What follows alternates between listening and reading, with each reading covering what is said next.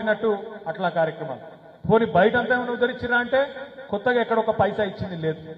ఏమైందా మరి ఏం చేసిండ్రు సంవత్సరంలో అంటే ఒకటి మాత్రం చేసింది. 1,40,000 కోట్ల అప్పు మాత్రం చేసింది రేవంత్ రెడ్డి ప్రభుత్వం. 1,40,000 కోట్ల అప్పు చేసిండు.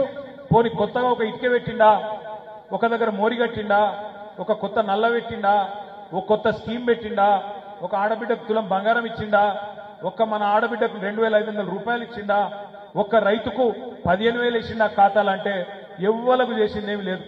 బస్సు ఫ్రీ అన్నారు, తులం బంగారం అన్నారు, ఫ్రీ స్కూటీలు అన్నారు, మీకు సిలిండర్ 500కి అన్నారు, కరెంటు ఫ్రీ అన్నారు. మాటలు మాత్రం కోటలు దాటినాయి కానీ చేతలు మాత్రం కడప దాటలేవు. అందుకే ఇలా గ్రామ సభలు పెడితే అక్కడ ఏమి వినబడుతున్నది మ్యూజిక్. కాంగ్రెస్ వాళ్ళను ఎక్కడన్నా దొరికితే తనటట్టే ఉన్నారు. గసండి పరిస్థితున్నది ఇవ్వాలి. మీరు చూడండి, కాంగ్రెస్ వాళ్ళ మీద కోపం, ఎమ్మెల్యేల మీద కోపం, ప్రభుత్వం మీద కోపం. పాపం ఇవాళ అధికారులు బలైతా ఉన్నారు. రేవంత్ రెడ్డి గారి ప్రభుత్వం యొక్క అసమర్థ వైఖరి వల్ల, వీళ్ళ చాతగాంతనం వల్ల అధికారులు బలైతా ఉన్నారు. ఎక్కడికక్కడ అధికారులను నిలదీస్తా ఉన్నారు. నేను అడుగుతున్నా, ఒక్కసారి మీరు ఆలోచించమని కోరుతా ఉన్నా. ప్రభుత్వం వచ్చిన కొత్తలో డిసెంబర్ 2023లోనే ఆనాడు 1,06,00,000 అప్లికేషన్లు తీసుకున్నారు ప్రజాపాలన పేరు మీద. 1,06,00,000 అందులో ఏమేమి అడిగినారు? ఒకటే అప్లికేషన్లు అన్ని ఇండ్రి. ఎవరికి రేషన్ కార్డులు కావాలి, ఎవరికి పెన్షన్లు కావాలి, ఎవరికి రైతు భరోసా కావాలి, ఎవరికి నెలకు 2,500 కావాలి, ఎవరికి సిలిండర్ కావాలి, ఎవరికి కరెంటు ఫ్రీ కావాలి, అన్ని రాయిండ్రి మాకు ఈండ్రి అన్నారు. ఇది ఎప్పుడు? డిసెంబర్ 2023లో ప్రజాపాలన అన్నారు. 1,06,00,000 దరఖాస్తులు తీసుకున్నారు. తీసుకొని మరి సంవత్సరం దాటిపోయింది. ఏమైందా మళ్ళా అంటే మళ్ళా దరఖాస్తు పెట్టురంటారు. దేనికి మళ్ళా దరఖాస్తు? ఇందిరా మిల్లుకు పెట్టు, కుల గణన అని చెప్పి మళ్ళా ఇంటికి సర్వే. ఇలా ఎవడన్నా బతుకుతున్నా ఈ ప్రభుత్వంలో అంటే ఒక జిరాక్స్ షాపులకు మాత్రం గిరాకీ బాగున్నది. ఏడబడతాడు జిరాక్స్ షాపులలో మాత్రం తీసిందే తీసుడు, ఇచ్చిందే ఇచ్చుడు. ఒక్క పని సంవత్సరం దాటిపోయింది, 14 నెలలు పడ్డది. ఒక్క పని అయిందా? ఏదన్నా ఒకటి డైలాగులు కొట్టినంత అల్కగనా? డైలాగులు ఏమైనా మస్తుగా చెప్పచ్చు. లాగుల తొండలు ఇడుస్తా, మెడల పేగులు వేసుకుంటా, గుడ్లు వీకి గోటీలు ఆడతా, డైలాగులు మాకు కూడా వస్తాయి. కానీ డైలాగులు కొట్టినంత ఈజీ కాదు పని చేస్తుంది. ఇప్పుడు పని చేస్తే ఇప్పుడు తెలుస్తుంది మోస్టోన్కి ఎంత కష్టం ఉంటుందో, ఒక ప్రభుత్వాన్ని నడుపుడంటే ఎంత కష్టమో ఇప్పుడు తెలుస్తుంది రేవంత్ రెడ్డికి, కాంగ్రెస్ పార్టీ వాళ్ళకు. నేను కాంగ్రెస్ పార్టీ నాయకులను నేను ఒకటే కోరుతా ఉన్నా.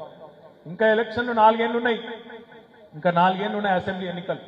తొందర ఏం లేదు, పని చేయండి, పని మీద దృష్టి పెట్టురు. ఇప్పటికన్నా కొద్దిగా ఒళ్ళు వంచుర్రి. ఎంతసేపు కేసులు ఎట్లా పెట్టాలి, ఎవరిని జైలుకి ఎట్టు పంపాలి, ఎవరిని ఏం చేయాలి, ఇదే చిల్లర ఆలోచన తప్ప ప్రజలకు మంచి చేసే ఆలోచన లేదు. ప్రజలకు ఇచ్చిన హామీలు నిలబెట్టుకునే సోయి అంతకంటే కూడా లేదు. దృష్టి దాని మీద పెట్టుర్రి. నిన్న మీ మంత్రి చెప్తుండు కదా కుల్లా, రేవంత్ రెడ్డి గారేమో రుణమాఫీ అయిపోయిందని అబద్ధం చెప్తాడు. రుణమాఫీ అయిపోయింది, 100% చేసిన 2 లక్షల రుణమాఫీ అని రేవంత్ రెడ్డి చెప్తాడు. నిన్న వాళ్ళ మంత్రి గారు, ఆయన సహచరుడు, సీనియర్ నాయకుడు దామోదర్ రాజనరసింహ గారు చెప్తున్నారు. ఏం చెప్పిండు? కాలే రుణమాఫీ. ఇవి నేను ఈ ఊళ్ళోనే మాట్లాడుతున్నా, ఈడ చారణ మందికి అయింది, 12 మందికి గాలే అని ఖుల్లా చెప్తున్నాడు దామోదర్ రాజనరసింహ గారు. ఓ గిదే నేననేది. ఈ మోసమే బంద్ చేయండి. ఈ మోసపు మాటలు, బక్వాస్ మాటలు ఇవి బంద్ చేసి పని మీద దృష్టి పెట్టుండ్రి. సోషల్ మీడియాలో ఎవరు పోస్ట్ పెట్టిండ్రు అని మీద కేసు ఎట్లా పెట్టాలి, పోలీసులకు అది ఒకటే పని. అసలు పని ఎక్కడ వీకింది. క్రైమ్ రేట్ పెరుగుతున్నది, ఆడపిల్లల మీద దాడులు పెరుగుతున్నాయి. మొత్తం హైదరాబాద్ తో సహా రాష్ట్రం అంతటా శాంతి భద్రతలు దెబ్బతింటా ఉన్నాయి. కొత్త పెట్టుబడులేమో ఉన్న పెట్టుబడులే పోయే పరిస్థితున్నది.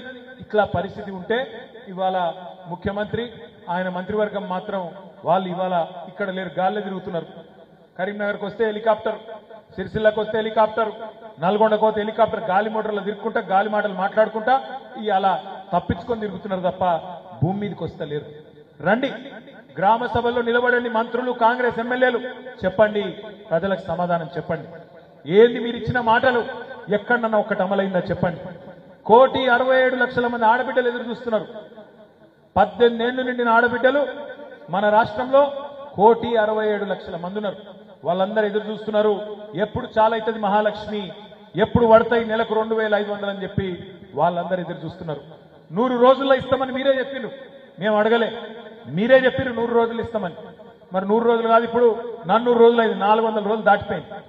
400 రోజులు దాటిపోయినాక ఇవాళ ఆడబిడ్డలను కూడా నేను అడుగుతా ఉన్నా, మా కౌన్సిలర్ ఆడబిడ్డలను, మా తమ్ముళ్ళను కూడా నేను కోరుతా ఉన్నా.